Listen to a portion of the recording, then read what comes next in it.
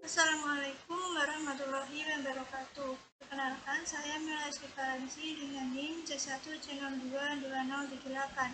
Di sini saya akan mempresentasikan suatu materi yaitu tentang pelunasan pajak tahun berjalan.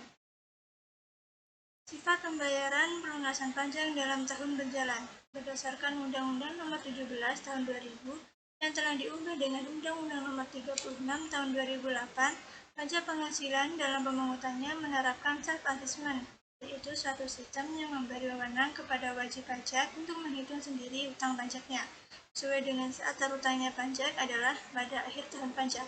Maka setiap setelah berakhirnya tahun pajak, wajib pajak menghitung sendiri utang pajaknya sekaligus mengisi surat pemberitahuan tahunan atau SPT pajak penghasilan. Hasil perhitungan bila terdapat kurang bayar untuk orang pribadi harus dilunasi paling lambat 31 Maret tahun takvim berikutnya, dan SPT PPh harus disampaikan kepada kantor pelayanan pajak selambat-lambatnya 31 Maret tahun takvim berikutnya. Hasil perhitungan bila terdapat kurang bayar untuk badan harus dilunasi paling lambat 30 April tahun takvim berikutnya, dan SPT PPh harus disampaikan kepada kantor pelayanan pajak selambat-lambatnya 30 April tahun takvim berikutnya. Sistem pemungutan pajak secara periodik setahun sekali ini mengandung kelemahan, baik bagi pemerintah sebagai pihak yang berkepentingan terhadap tersedianya dana untuk pelaksanaan tugas pemerintah, juga bagi diri wajib pajak yang merasa keberatan bila hutang pajaknya harus dibayar sekaligus setelah berakhirnya tahun pajak. Undang-Undang Nomor 36 Tahun 2008 memberi kesempatan kepada wajib pajak untuk mengangsur atau mencicil setiap bulannya. Angsuran atau cicilan yang dilaksanakan dalam tahun berjalan itulah yang disebut pelunasan pajak dalam tahun berjalan. Sesuai dengan yang telah diuraikan tadi, maka sifat pelunasan pajak dalam tahun berjalan adalah pembayaran pendahuluan atau disebut pula dengan pembayaran di muka atau kredit pajak. Karena sifatnya yang merupakan pemungutan angsuran itulah, maka dapat dikreditkan sewaktu menghitung besarnya pajak terutang setiap akhir tahun. Contoh soal, wajib pajak badan yang selama tahun 2020 telah menerima atau memperoleh penghasilan kena pajak sebesar 1.500.000.000 dengan peredaran bruto 52 juta. Dan selama tahun 2020 tersebut, wajib pajak telah melunasi pajak angsuran PPh pasal 25 sejumlah 120 juta. Hitunglah PPh yang masih harus dibayar. Jawabannya, 25% dikali 1.500.000.000 sama dengan 375 juta. Pelunasan pajak dalam tahun berjalan 120 juta. Pajak yang masih harus dibayar yaitu 255 juta. Jenis-jenis pembayaran pajak penghasilan. 1. PPh pasal 21. Pemotongan PPh atas gaji, upah, honorarium, dan imbalan lainnya berkenaan dengan hubungan pajak. Berkenaan dengan hubungan kerja. Nomor 2.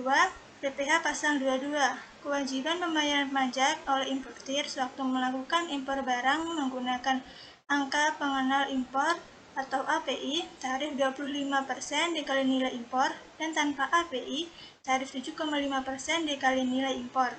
Pemotongan oleh bendaharawan termasuk bendaharawan pemerintah daerah atas pembayaran kepada rekanan, atau dengan kata lain pembelian yang dibiayai oleh APBN atau APBD, tarif 1,5% dikali harga pembelian.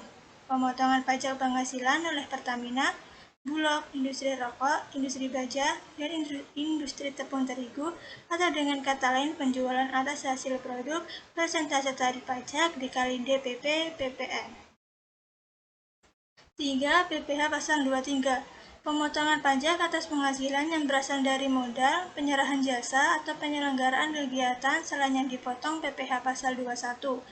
Tarif 15% dikali penghasilan bruto untuk bunga, dividen, royalti, dan hadiah, dan tarif 15% dikali penghasilan neto untuk sewa dan penghasilan atas penggunaan harta, imbalan sehubungan dengan jasa yang diberikan tersebut.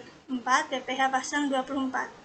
Pembayaran pajak atas penghasilan di luar negeri atas penghasilan yang diterima atau diperoleh atas usaha di luar negeri yang dapat dikreditkan atau dikurangkan terhadap pajak yang terutang di dalam negeri, menghindari pajak berganda. 5. PPh pasal 25. Mengatur tentang pembayaran bulanan yang harus dilakukan sendiri oleh wajib pajak dalam tahun berjalan. 6. PPh pasal 26. Pajak penghasilan untuk wajib pajak luar negeri atas penghasilan berupa dividen, bunga, royalti, bunga simpanan, dan lain-lain yang diterimanya, tarif 20% dikali penghasilan bruto. 7. Pemotongan pajak atas penghasilan kantor pusat dari usaha atau kegiatan, penjualan barang atau pemberian jasa di Indonesia yang sejenis dengan yang dijalankan atau dilakukan oleh bentuk usaha tetap di Indonesia.